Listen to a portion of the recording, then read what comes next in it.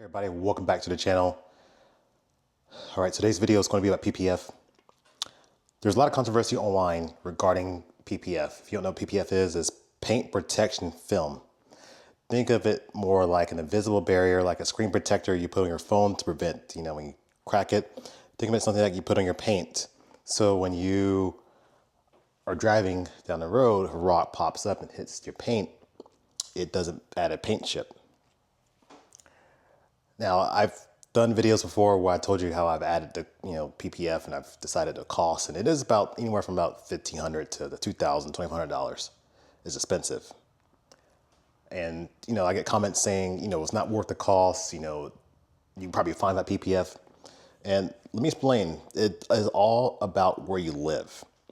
Take into account where you live, the kind of roads you drive, and also the kind of car you drive too, because that makes a difference.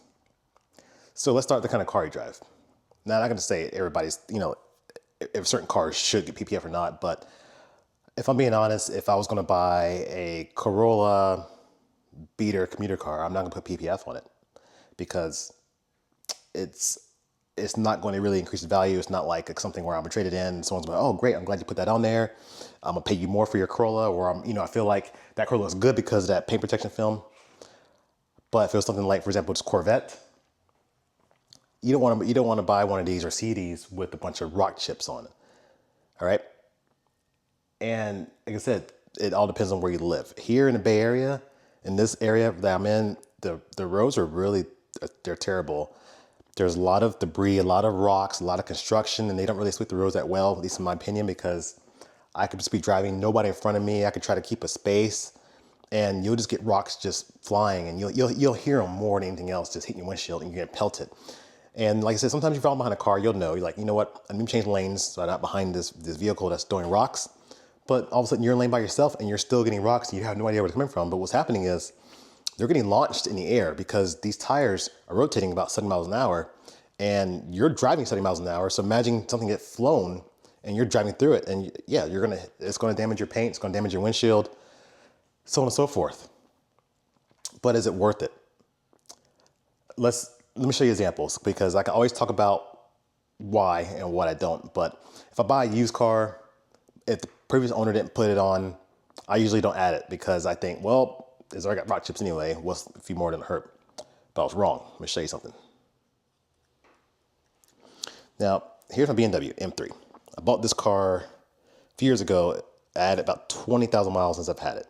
Total mileage on the car, let's just say, is 60. So I had about 30,000 miles. Now, when I bought this car, I had about 30,000 miles on it. And the car looked like it had over 100 just based on the front. Now, you look at this right now through the camera lens and you're like, wow, that car looks pretty good through the camera. But let's get closer. Let's take a closer inspection of the paint. Now, luckily, BMW uses a thicker paint. But you can see here, look at the little divots in the paint. Now, luckily, these didn't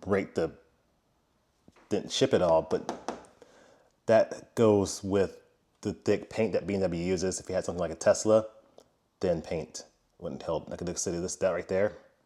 That right there is a nice chunk that was taken out at the bumper. And as we go lower, because the lower you go, the worse it's going to be, because most of the rocks and stuff that are flying off the road are going to hit here. And you get a few of them that start to go up. And like I said, the ones you don't want are the ones that are high up hitting the windshield.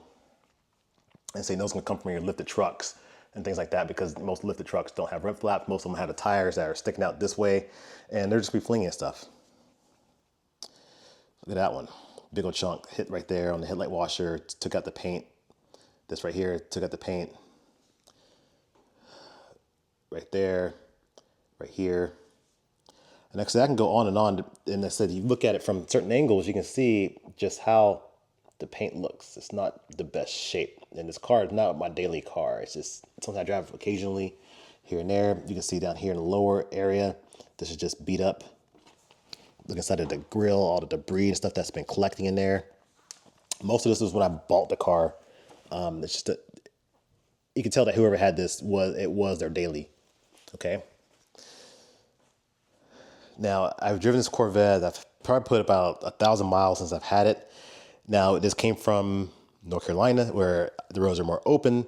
you don't really necessarily need the PPF out there. I mean, it's good to have, but let's just say since the PPF's been on here, let's take a look and see if things happened. Now the car does have a few little bugs and things like that, but nothing that's broke the barrier of the paint. Nothing on here that's went through. Now I can look at some places like here, and I can see those little divots right there that hit the PPF, but luckily it didn't break the paint barrier. Right here in the headlight. Like I said, this was only 1,000 miles, and there are times where I'm just driving and I don't even have anything. Like there's nobody in front of me. Nobody in front of me, but there's rocks flying. It's extremely annoying. It's so much where I want to drive this car more often. Like example, if I'm just going to work or something, but I don't want to take it to work as much because that's where most of the debris and stuff is when they're doing construction at night with less traffic, and it takes a while for that stuff to clear out. And obviously when you do PPF, is the film. Like I said, you can't tell this car has it versus this car. You can't tell when anything has it. The film, if it's done correctly, is applied, and you can get two different versions. You can get a custom fit or a pre-cut kit. I've had both versions, and I prefer the custom because the custom, the installer, if they're a good installer, they're going to hide the edges, meaning like right here, you can't tell, but they actually tuck the edges in. They're hidden. They're folded under here. A pre-cut kit, which I've had them like on the car where it's just something pre-cut, so they got to center it, but the edges are still exposed as it stops at certain places. Okay. You have different options. You can cover just the front bumper. You can cover the front bumper and a partial hood, meaning like it's going to stop just the half of the hood. But I feel like with a car with a very sloped hood, you want it to go higher because you're always going to have stuff that's going to hit up here. For example, look at these bugs that have hit on the hood itself, higher up on the hood. This car, I might get by with just a half because the way the hood is shaped. And then obviously you get, when it comes across on the fenders. You can do that as well.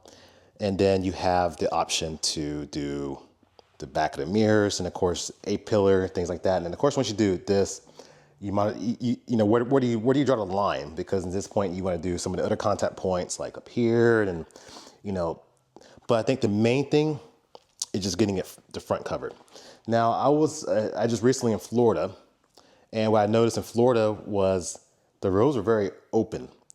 It was easy for me to space out. I didn't have a lot of the things that I had out here where everybody's just nose to tail and people were driving in and out of lanes, you know, cutting you off, you know, within, you know, a couple of feet where they are going to spray you with rocks. So I didn't notice that in Florida. So out there, I possibly could get by without having PPF. And it's because I said, as long as you're not tailgating anybody, you shouldn't really get those things. But here it's just harder. See right here in the M3, that's a paint chip. Out here, these are paint chips. These are paint chips. These are paint chips. Luckily that the specks right here, they're just all over. These white specks. Those are all paint chips. It's unfortunate that this happened. So my only option, and like I said, next argument is going to be, well, you could always repaint the car. That's true. I can always, for the cost I could have spent for PPF, I could have just repainted this car. But look at the color of this car. Can you honestly tell me, even if someone matches the car to get the right color, you're talking old paint. This car's a 2016. So this car is got some old paint on it, and I'm gonna put some fresh paint. It's never gonna match. The fenders is never gonna match. They're gonna try to blend it. It's just never gonna be the same. And then, like I said, you go to resell your car, someone needs, they see that the car has been repainted by, you know, they get to third-party inspection, they're like, oh, the car's been repainted. Now you raise concerns of what's happened to the car. Was the car an accident? You're trying to hide it? And you're like, no, just this is what's happened. But, you know, just one of those things that sort of raises red flags. Here, the mirrors didn't take too much of a beating out here in this car. And this one, you can see right there. It's hard to tell if it won't focus, but it took a chunk of the PPF. A nice chunk out of the PPF. So cars like this, where it's got a lot of little hips on it, you want something to protect. Now, BMW added one on here. This is just a factory film. because they knew that this spot was a high impact area. Anything that sticks out like this is going to be a high impact area. So I'm going to say, if I had to tell you, if you're going to do PPF, take where you live in consideration, what your roads are like. If you get it, like I said, here are a lot of debris and a lot of things that are going to kick up on your car, and you don't want that, consider getting PPF. You do a lot of road tripping, PPF. If your car is a weekend car, you may rarely gets on the highway, just mainly just stays local. You probably get by without it. But just want to throw that out there because I get a lot of people telling me this. Like I said, the cost of repainting it is about the same, but then I can worry about the blending issues, and also why not? Now, when you buy a car brand new, you say, you know what, I'm gonna wait a couple weeks and I'm gonna get it done. The longer you wait, the more you drive the car, the more risk you're gonna take. Also, there's gonna be things hitting the car that you may not hear in the windshield, but it's gonna be hitting the car. You know, if you're riding a motorcycle, you probably felt things hitting your face, spray from just falling behind a rock. So there's always, even when you're on the side road, there's always be little pebbles hitting the paint. It just all depends on how durable the paint is. All right, so just like this car, I bought this car with basically, I had brand new, had an appointment to get the PPF put on, and this happened before PPF. So this is underneath the film. And then everything else is, of course, this is damage that it took on the film. You can see it lifted, it took a chunk out of there. You can see it took a chunk here. You can see it, another one took a chunk right there. The car this would have been, especially for a black car, from the things that's happened to it, this would have all been little white specks that have been peppered for this whole car. Now, depends on how you feel as an owner, is what value you have. This one actually went through the film. This one went through the film, it hit the paint. This is just show you how thin Tesla paint is. Every little thing matters. But at least I can pull the film off if I need to and replace the film as opposed to repainting the car. And then you can see here, this one, this is not protected. This is A-pillar. And then hit this. Now, like I said, each car is different. This one has the PPF that covers here. Or sorry, PPF that comes across. The edges come out to right there. Some of it's tucked under here. You can see the edge right there. This comes out to the fenders and the back of the mirrors. Front bumper, headlights. I think headlights are important too, because if you don't coat the headlights, what happens is when you turn lights on at night, it looks like the lens is dirty. It looks like you just got a bunch of like specs on them, but they won't come off. So I think getting headlights protected. Also, if you're parking a car outdoors, having headlights protected prevents the UV rays from making the headlights get discolored and yellowed. All right, now this car, probably can't tell, but this car actually has a partial. For one, at the time, I just didn't have the money to go ahead and go to full. And especially this car is really driven.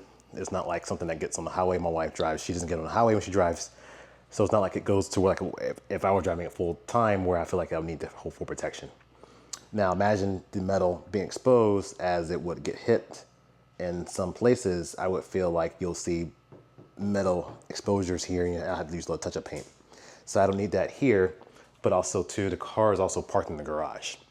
So first thing is, especially for a white car, the UV blocks, the film blocks a lot of the UV, but as the paint ages, you can start to see the discolor between where the UV is protecting the paint and then where it's not protecting the paint.